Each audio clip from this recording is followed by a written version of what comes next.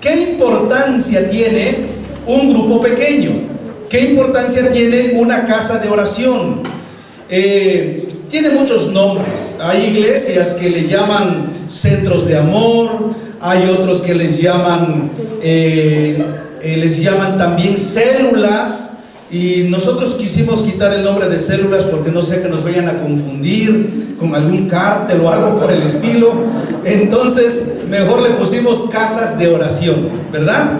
Y en diferentes iglesias les han puesto diferentes nombres, pero en realidad, ¿cuál es su importancia? Vamos a ver la Biblia para que podamos nosotros ver su importancia. ¿Cuántos trajeron su Biblia?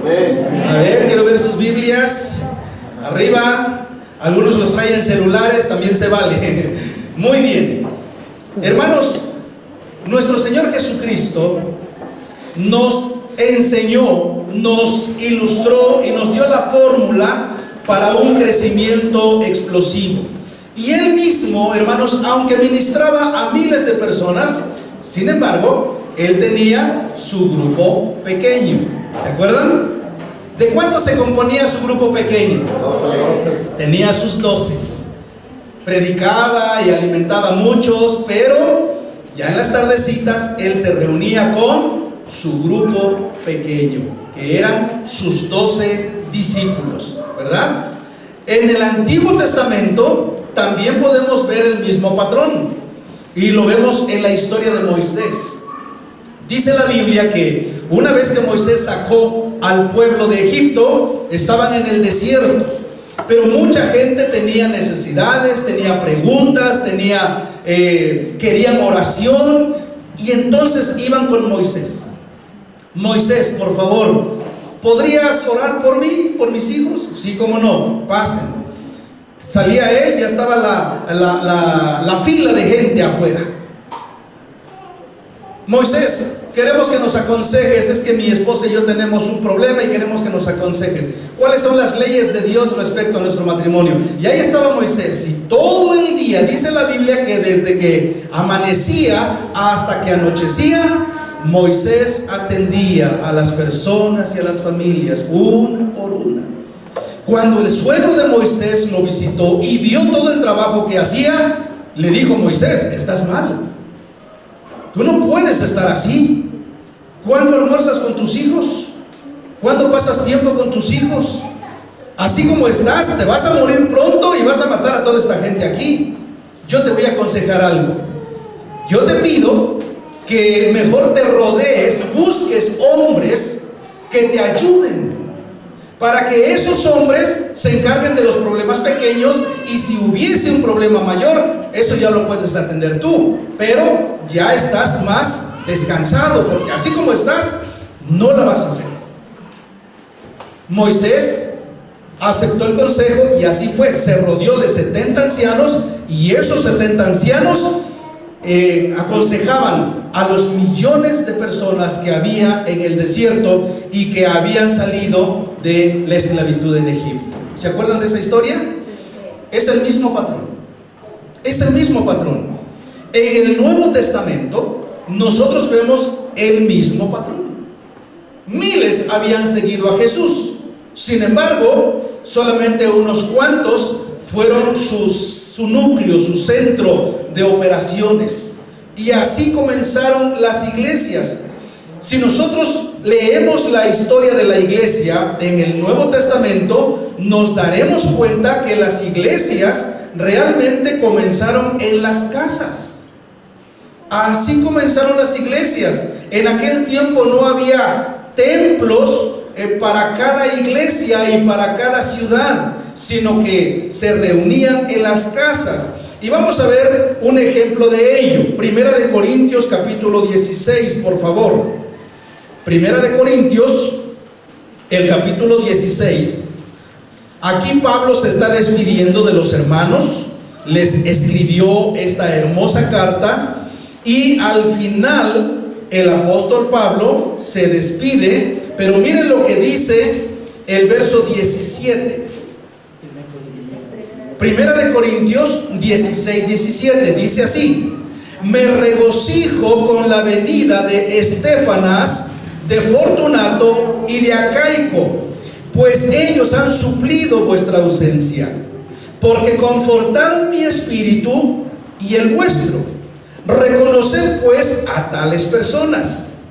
Y luego dice el 19, miren, las iglesias de Asia os saludan, Aquila y Priscila, con la iglesia que está, ¿dónde estaba la iglesia? En su casa. ¿En casa de quién estaba la iglesia? De Aquila y de Priscila. Dice, os saludan mucho en el Señor. ¿Dónde estaba la iglesia de Corinto? O mejor dicho, la iglesia de donde Pablo estaba escribiendo, estaba en la casa de Aquila y Priscila. Hoy podemos decir que Centro Familiar Cristiano de Tehuacán, la iglesia que está en la casa de nuestro hermano Francisco Santos y de nuestra hermana Alicia. ¿Me explico? Hay una iglesia. Y en la tarde tenemos otra iglesia en otro lugar, ¿verdad? Pero que componemos el mismo cuerpo. Así es que aquí se reunían en la casa de Aquila y de Priscila. Ahí estaba la iglesia. Colosenses 4:15. Adelantito tenemos Colosenses, el capítulo 4 y verso 15.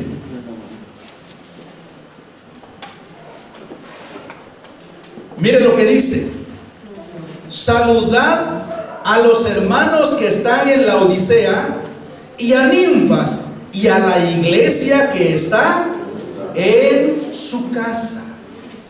Ahí estaba la iglesia, en la casa de Ninfas, con los hermanos en la Odisea. Filemón, adelantito está Filemón, antes de Hebreos está Filemón.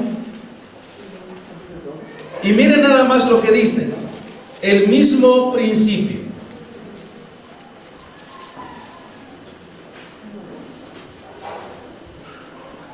Solamente tiene un capítulo, es una cartita muy pequeñita. Pero miren lo que dice el verso 1 y el verso 2.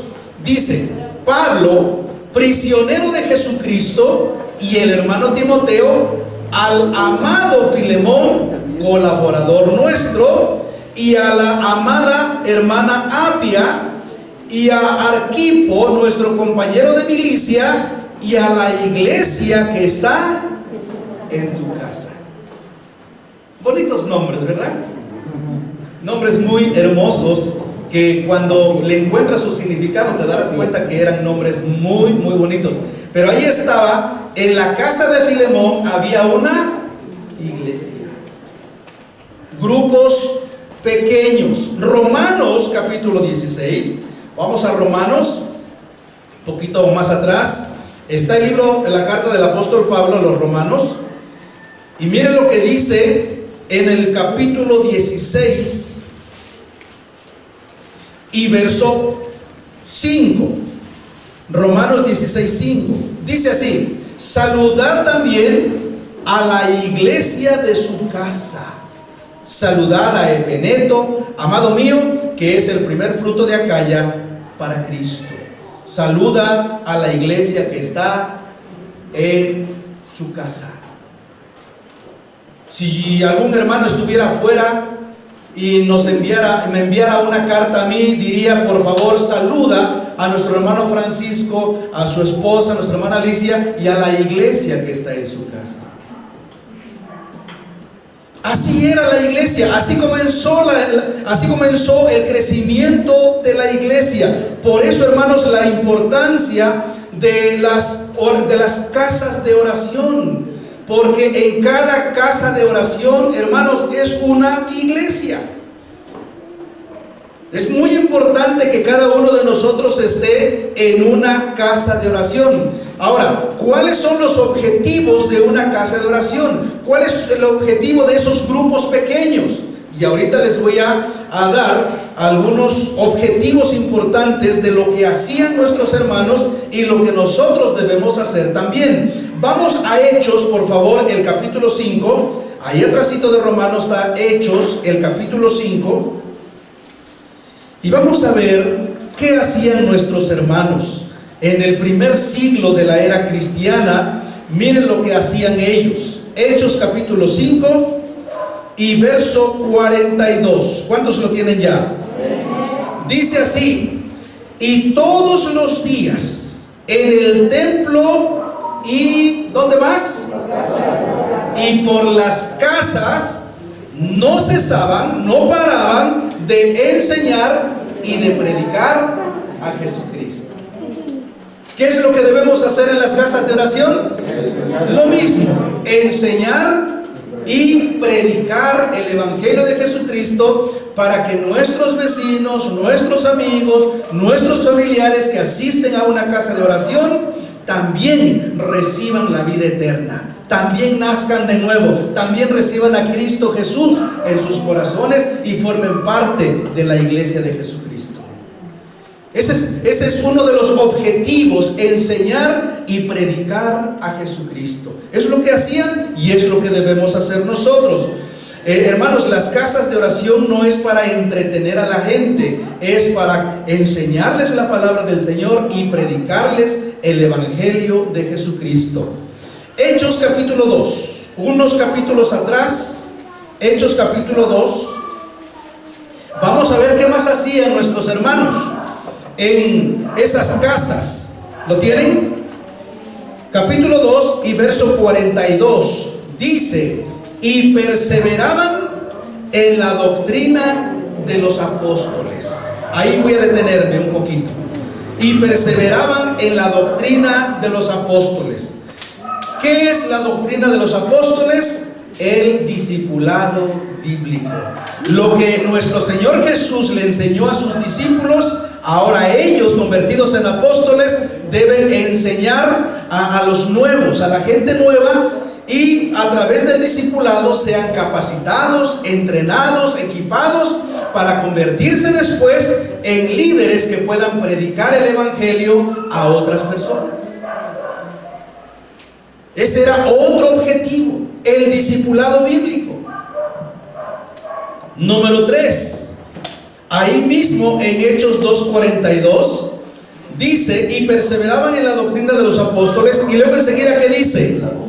En la comunión unos con otros, en el partimiento del pan. Hasta ahí. ¿Qué había, hermanos, en esa casa de oración? Había comunión, había compañerismo, había amistad entre los hermanos. Y además de eso, dice la Biblia que partían el pan, es decir, comían juntos, se sentaban. Y qué bonito, porque yo comencé mi casa de oración hace unos días atrás, y qué bonito es que llegan los hermanos, y esta vez llevaron ponche, la otra vez mi esposa hizo un cafecito, compramos pan, y luego unos tamalitos, y gracias a Dios, y al final de la enseñanza de la palabra, rodeamos la mesa y cenamos juntos y tomamos café juntos y platicamos y conocemos nuestras necesidades y todo ello. ¡Qué hermoso! Pero ¿qué más dice? Hechos 2:42 al final. En las oraciones, ¿dónde van a orar por ti? ¿Dónde es que recibimos oración? Es cierto que aquí recibes oración, pero es una oración general. Pero una oración directa y personal es en tu casa de oración. Ahí es donde te van a ministrar, ahí es donde van a orar por ti, ahí es donde te van a ungir, ahí es donde te van a atender tus necesidades espirituales. Y hermanos, en una casa de oración. Por eso la importancia, mis hermanos, de una casa de oración. Así es que en primer lugar enseñaban y predicaban. En segundo lugar discipulaban, capacitaban. En tercer lugar tenían compañerismo, comían juntos, ¿verdad? En cuarto lugar oraban unos por otros. Pero hay algo más. Dice el verso 46. Dice el verso 46. Y perseverando unánimes. ¿Cómo estaban nuestros hermanos? Unidos, unánimes, juntos, ¿verdad? En un mismo sentir, en un mismo parecer. Y perseverando unánimes cada día en el templo y partiendo el pan, ¿dónde? En las casas. Comían juntos, con enojo, con crítica, con berrinche. No, sino lo hacían con alegría y qué más, y sencillez de corazón. ¿Cuántos creen, hermanos, que esto es hermoso?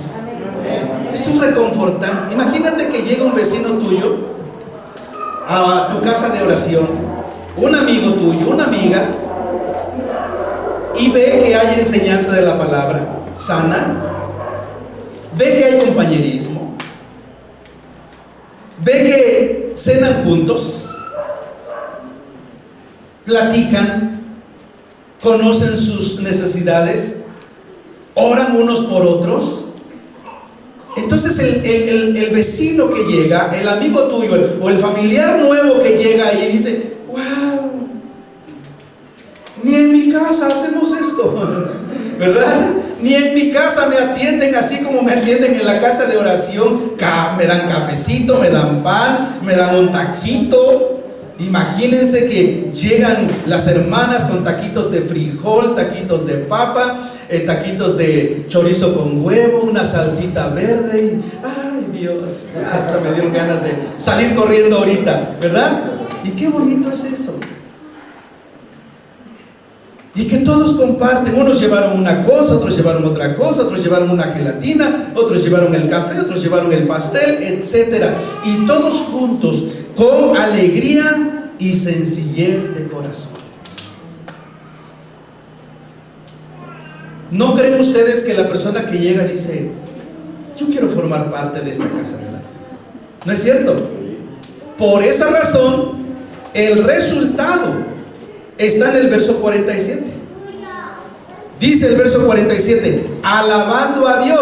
Ese es otro punto, que hay adoración a Dios, hay alabanza a Dios, hay cantos en las casas de oración, ¿no es cierto? Así es que nosotros ponemos, mis hijos me ayudan a poner los cantos en la televisión y le subimos el volumen y cantamos ahí todos juntos.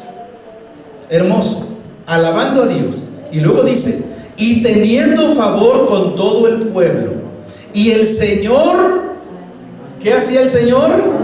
Añadía cada día a la iglesia los que habían de ser salvos. ¿Cómo los añadía? A través del testimonio en esas casas pequeñas de oración. Ahorita somos 12 casas de oración. Si cada semana una persona se añade en cada casa de oración, quiere decir que habría 12 personas nuevas cada semana. Cada semana. Y hermanos, esa era la fórmula bíblica para una multiplicación de casas de oración.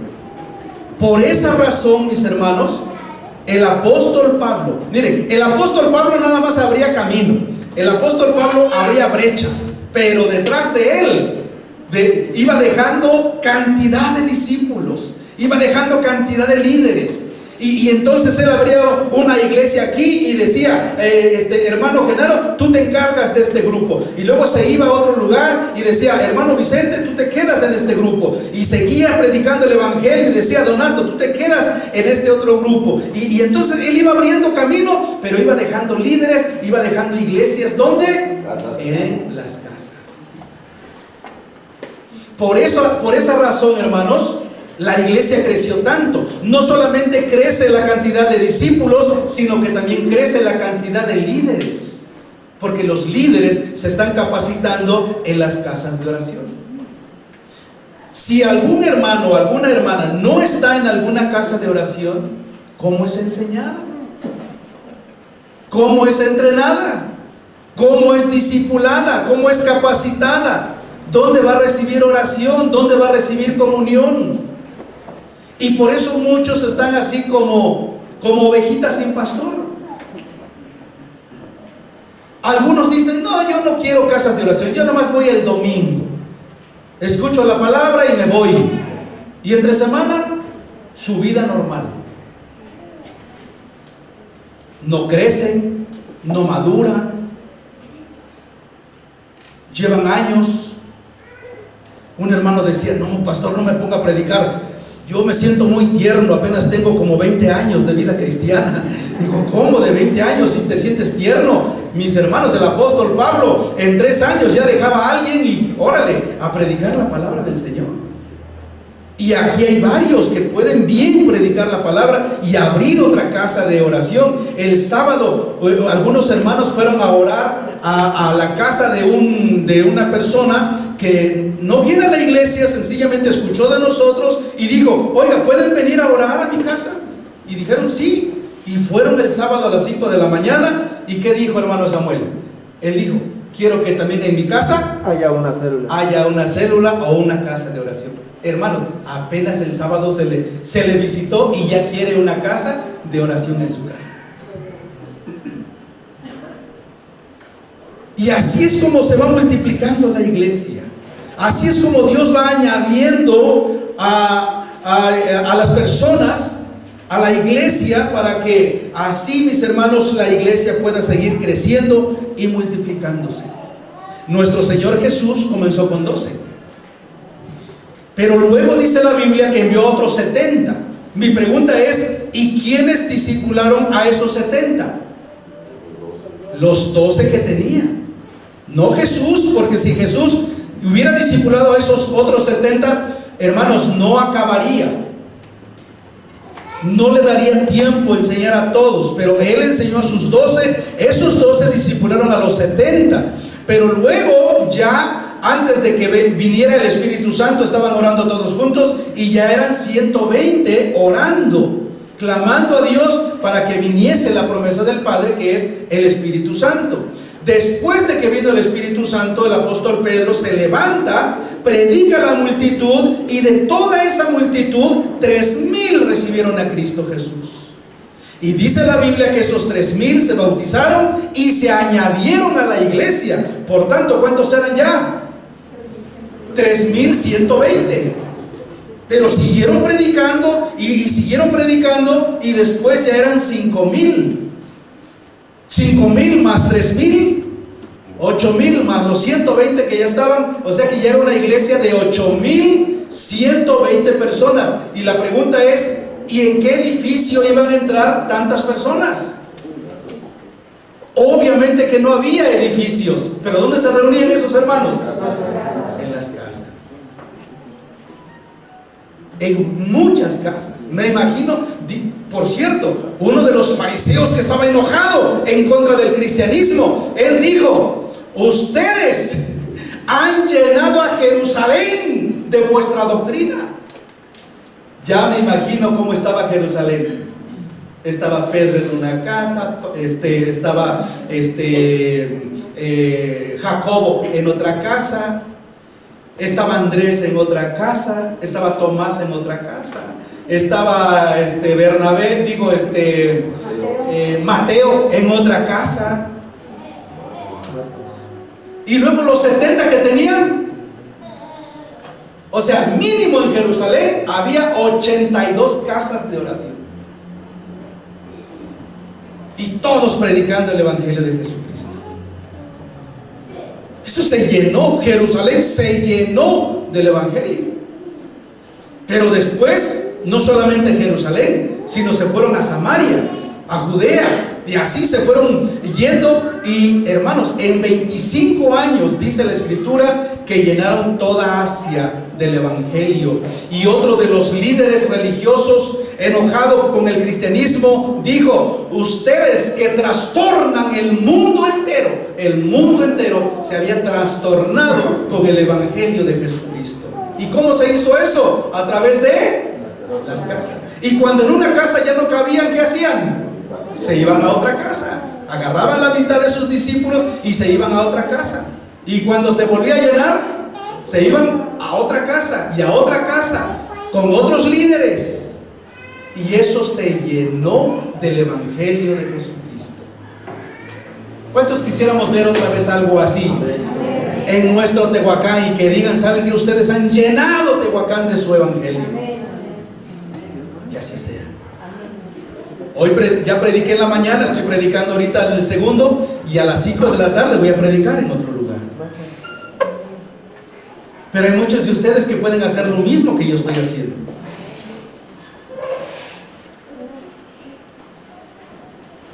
Vamos, hermanos. Vamos, ¿cuántos se gozan con esto? Amén. Amén. Vamos a entrarle con todo. Y van a ver que, hermanos, este lugar se va a volver a llenar. Miren, ya se llenó de hecho. En la mañana hubo un poquito menos, pero de cualquier manera, ya estoy así, ¿no? Y al rato vamos a hacer 3 cultos. O nos vamos a otra casa. Si alguien dice, pastor, yo tengo una casa y yo quiero que ahí también se haga. Amén. Ahí lo podemos hacer. Porque la iglesia no es el edificio, sino las personas que tienen a Cristo en su corazón. ¿Cuánto nos gozamos, mis hermanos? Ahora, si alguien no está en alguna casa de oración, ¿es triste? ¿Por qué? Porque no tiene quien lo atienda. Y a lo mejor viene el domingo y escucha la palabra, y qué bueno que escuche la palabra, pero no hay como que ahí en su lugar, cerca hay una casa de oración, y ahí reciba su crecimiento y su entrenamiento. Ayer hablaba con una persona y me decía, nuestra iglesia es algo grande y tenemos un pastor. Dice, él es mi pastor. Le digo, ¿estás segura de que él es tu pastor? Dice, sí, ya llevo muchos años ahí. ¿Ok? Le digo, ¿y cuántas veces te ha visitado? Dice, no, ninguna vez. ¿Ha almorzado contigo alguna vez? No. ¿Ha cenado con ustedes alguna vez? ¿Ha visitado a tu familia alguna vez? No. ¿Ha orado por ustedes alguna vez en tu casa? No. Le digo, entonces él es tu predicador, pero no tu pastor. El pastor es aquel que está cerca contigo. Que si tú tienes una necesidad, sabes quién es tu pastor. ¿Me explico? Si yo le digo, por ejemplo, si el hermano Genaro tiene algún problema, ¿con quién irías, hermano? ¿Quién sería tu pastor en este caso? Soy yo, pero tú tienes un pastor más cercano, el hermano Higinio y la hermana Tere. ¿Se dan cuenta? Si el hermano Vicente tiene algún problema, ¿con quién debe acudir? Con el hermano Francisco. ¿Verdad? Así. Si mi hermana Laura tiene una necesidad, ¿con quién va a acudir? Con la hermana Gaby y el hermano Pascual. Con la hermana Gaby y con el hermano Pascual. Si Obed tiene una necesidad, ¿con quién debes acudir, hijo?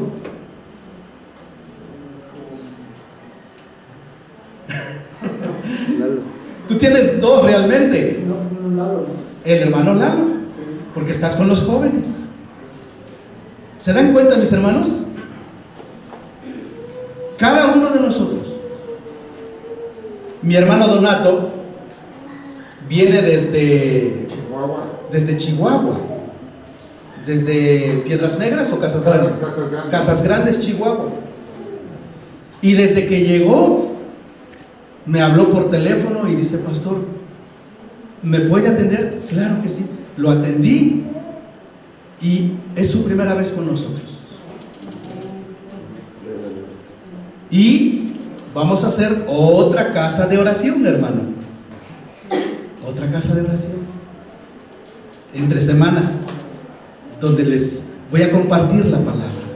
Y hagamos lo que dice la Escritura respecto a esas casas de oración. ¿Me estoy explicando?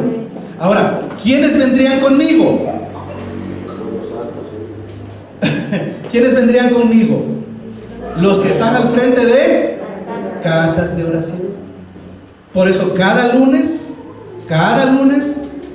esos líderes se reúnen conmigo y les compartimos palabra y nos ponemos de acuerdo y planeamos todo lo que vamos a hacer, analizamos lo que estamos haciendo bien, lo que estamos haciendo mal, cómo podemos mejorarlo, y me reúno con ellos y tomamos cafecito y comemos pancito y es algo rico. Así es, hermanos, como funciona la iglesia. Así, porque si nosotros queremos una multitud, y está bien, claro que todos anhelamos una multitud, pero siempre debe haber grupos pequeños para que toda esa multitud sea atendida. Si yo quisiera atender a todos ustedes uno por uno, no acabaría. Pero hay líderes con ustedes. Si una oveja no tiene una casa de oración o no asiste a una casa de oración, hermanos míos, ¿qué creen que va a pasar con esa oveja? Se va a enfriar, se va a apartar, y lo peor de todo, vendrán lobos rapaces y se lo llevan, se lo comen. Por eso las ovejitas deben estar unidas. Nuestro hermano Samuel dijo, el Salmo 133, mirad cuán bueno y cuán delicioso es habitar los hermanos juntos en armonía. Aquí, aunque no somos una iglesia muy grande, sin embargo, no nos conocemos todos, ¿verdad? No nos conocemos todos. Hermano Genaro, ¿conoces a todos aquí? ¿Conoces al hermano que está allá atrás? Ni idea. Y aunque estamos en la misma iglesia, no nos conocemos todos. Pero ¿dónde sí nos podemos conocer bien? En las casas de oración. Pero si después nuestras autoridades civiles dijeran, ¿saben qué, señores? No hay permiso para que las iglesias se reúnan. Ni una iglesia, de ninguna denominación, nadie debe reunirse ya. ¿La iglesia se acabaría? No. ¿Dónde estaría? En las casas de oración. Pues así era antes. Y a pesar de la persecución que había en aquel entonces, la iglesia nunca fue exterminada. ¿Por qué? Porque se reunían en esas casas de oración. Algunos se reunían en cuevas, otros se reunían en bosques, en selvas, a escondidas. Y todavía hay lugares, hay países donde así se reúnen. Gracias a Dios, todavía nosotros tenemos libertad para congregarnos como iglesia juntos, ¿no es cierto? Pero si acaso nos impidieran reunirnos como iglesia, no hay problema. No hay problema. Yo visitaría a las casas de oración. Esas son las iglesias pequeñas. En China así le hacen. De hecho, hay lugares en China, hermanos, donde no se les permite predicar el evangelio ni enseñar la Biblia. Estaba leyendo un testimonio donde en un pueblo persiguieron a los cristianos, les quitaron sus Biblias y amontonaron las Biblias en un campo y les prendieron fuego. Después de cierto tiempo, algunos hermanos fueron a ese campo a buscar Biblias que no se habían quemado del todo, y encontraron pedazos de Biblia, y lo que no se quemó y era legible se lo llevaban, y eso lo escribían en sus libretas para que si acaso viniera otra persecución, por lo menos ellos tienen en su libreta aquello que rescataron del fuego. Ahora, nosotros tenemos ¿cuántas Biblias, hermanos? Yo en la casa tengo como 6, 7 Biblias. No hay persecución. Y a veces no valoramos eso. Valoremos, hermanos, la libertad que todavía tenemos en nuestro país. Amén. Así debe ser, mis hermanos. Únase, comprométase. No solamente asista, comprométase y disipúlese, capacítese, porque usted no sabe si Dios lo va a usar en otro grupo de oración. Amén.